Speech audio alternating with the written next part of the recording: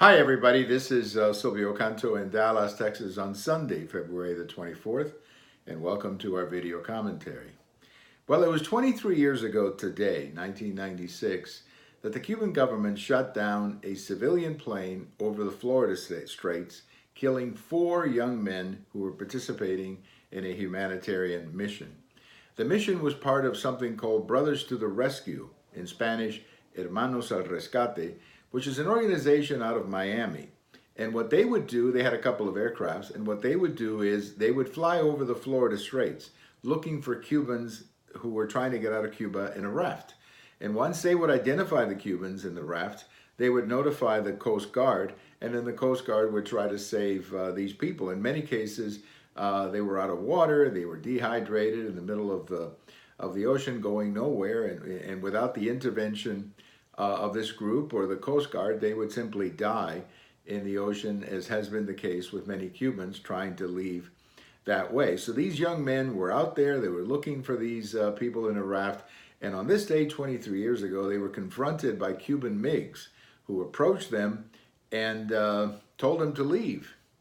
But then came the word, or the order came, to shoot them down. We believe that order came from Raul Castro himself.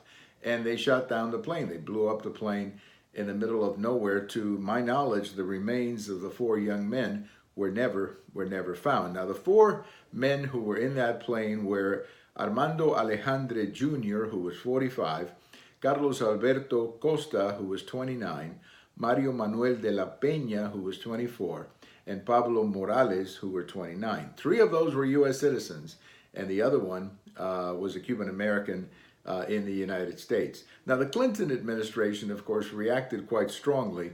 The Congress also reacted quite strongly, and because of that incident, the Helms-Burton Act became the law of the land, making it even more difficult to undo the embargo or do business with Cuba. But of course, the larger issue is these 4 men who were killed in international waters by the Cuban government. The Cuban government has never been held liable for this action, and hopefully someday they will. But it happened 23 years ago today. So today we remember these 4 men, their families, and this horrific act of genocide on the part of the Cuban government, blowing up an airplane on a humanitarian mission. The plane was over international waters, which is, of course, what makes it even more insane. Well, thank you for watching. We have all of these on YouTube, on Twitter, and on my blog.